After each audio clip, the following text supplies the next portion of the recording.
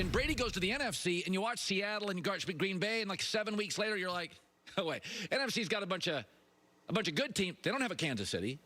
It doesn't appear to be even be outside of Tampa, a Tennessee. And I looked this morning, and I think Tom Brady's going to end up in the Super Bowl. He's the third highest graded quarterback today. That stings for you, does it not? A little. Okay, there we go. We got there eventually. Listen, man, I'm just going to have to let you marinate in this moment.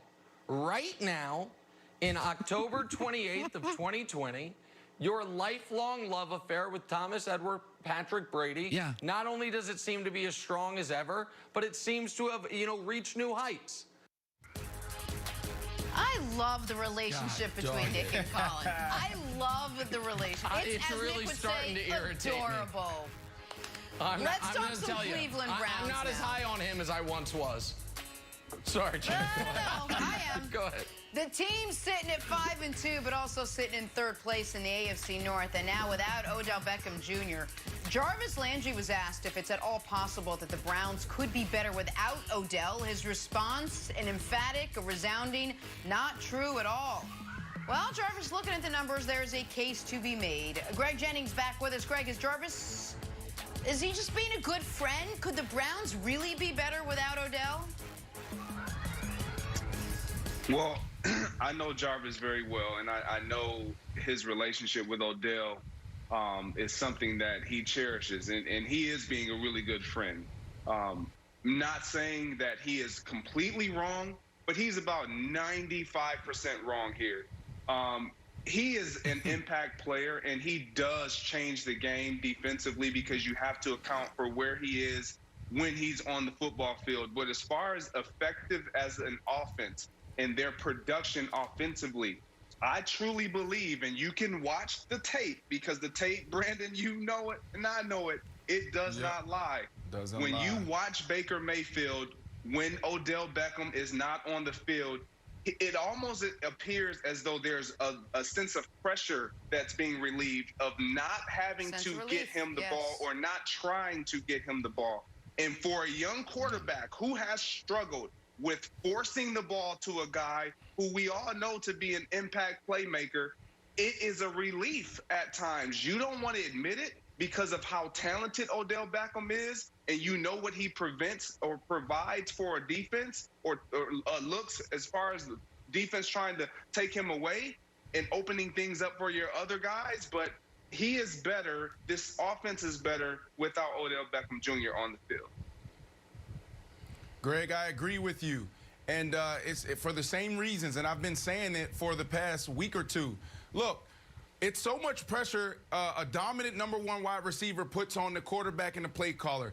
There's nothing else I can say. I've been saying the same thing. I sound like a broken record. Odell's a once-in-a-lifetime talent, but it has nothing to do with Odell. It has everything to do with how they weren't using Odell. I talked about it back in week 2 and week 3. Get this guy the ball early. Also, find a way to get him involved in the bubble screen, in the quick screen, in those one-step slants, in those one-step smoke routes, so he can then take it, because they're extended running plays, and do something with it. But they haven't been able to do it. Odell Beckham Jr. on your roster, and he's only getting targeted 7 times a game, is terrible. He's only averaging 4 catches, 3-4 catches. It's terrible. And that has to do with just the whole dynamic of his personality, Baker's, and the play callers. The play caller has to be comfortable. The quarterback has to be comfortable, and he's not. And what Greg said, turn on the film. The tape don't lie.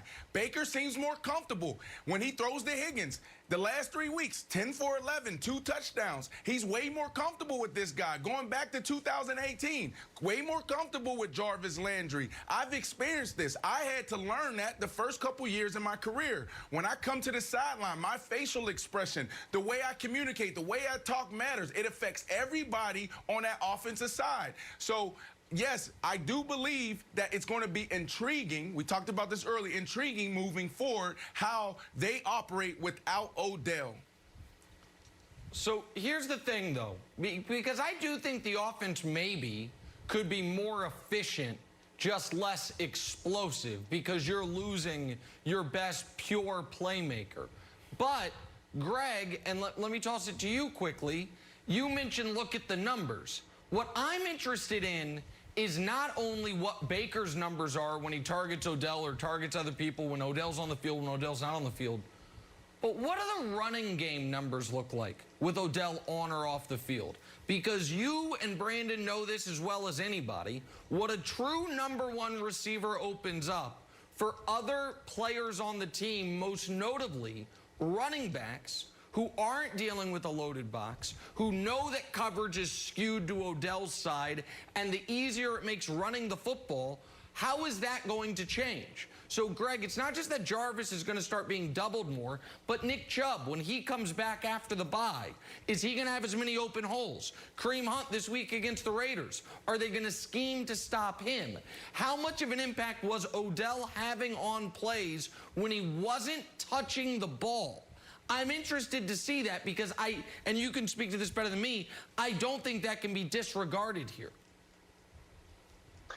No, it can't be disregarded. And the reality of it is when you look at the Cleveland Browns, they're going to run the ball regardless of who's on the field. That's just what they do. They're run-it-first offense. They know that's where they hang their hat. If you look at their passing numbers, they don't throw the ball a tremendous amount across the field. So Odell Beckham, does he make a difference? Yes. What Brandon is saying is 100% correct. It is not about his talent level. It is not about what he can or cannot do with this team. It's what they do better without him and how they haven't been able to include him to progress what they already do well. Yeah, and two really quick examples of this, Greg and Nick Wilds. So in 2009, opening game of the season, we go to Oakland. I'm not there. Okay, we have Eddie Royal, Tony Scheffler, Jay Cutler. They go out there and they put up 40-something points. And at that time, I'm coming off of back-to-back Pro Bowls, 100-catch seasons. And my team, they went out there and put up more points than we ever had. And I'm sitting there in awe, cheering, but I'm like, wow, they did it. Fast forward to 2011, playing for the Miami Dolphins. I've snapped my hamstring. Thursday Night Football, playing against the Chicago Bears. Team goes to Oakland. We got Devon Best, Brian Hartline. They go in there, and they put up another 40 points. And that was the first time I said, wow, it's more about the team than it is me. Now, yes, I go out there, and I definitely dictate coverage. They're going to roll to cover 2. They're going to put 2 men on me. In the red zone, they might vice me like it's punt pro. But what you got to understand is how does the entire thing work with all 11 guys, not just one, and everybody has to be comfortable. Okay, so real quick, Nick, let's suppose everybody's right, that this offense is more efficient. They get into the playoffs, maybe they win a game, maybe they go to Pittsburgh and lose, and everyone's like, hey, good season, and they pick up Baker's option. Where does that leave Odell? Oh, I think Odell's getting traded. Okay. I think that if it plays out like that, and by the way, after Oakland, they've got, who do they have? They have Houston, Philly, and Jacksonville. This team very easily could be 8-3 or 9-2. I think that they will recoup a first-round pick or a high second-round pick for Odell this offseason. That's where I think this goes, All right, let's take a turn. There is a new sheriff in town for the Sixers. Will that mean a big change in philosophy? We'll talk hoops next, but first take a listen to Gronk talking mom's cooking. Yeah, I mean, it's like a saying my mom used to say, it must be maple syrup because butter don't drizzle like that. You know, you don't got much time to react, and syrup drizzles. Syrup drizzles. You got to make that play. And a stick of butter, it's a block. You got to put it in the microwave to melt it. That just takes too long. You got to make that play right away, baby. And that's why, that's why I'm like the maple syrup. That's why she used to always say that, because I'm quick with it. I just drizzle all over the place.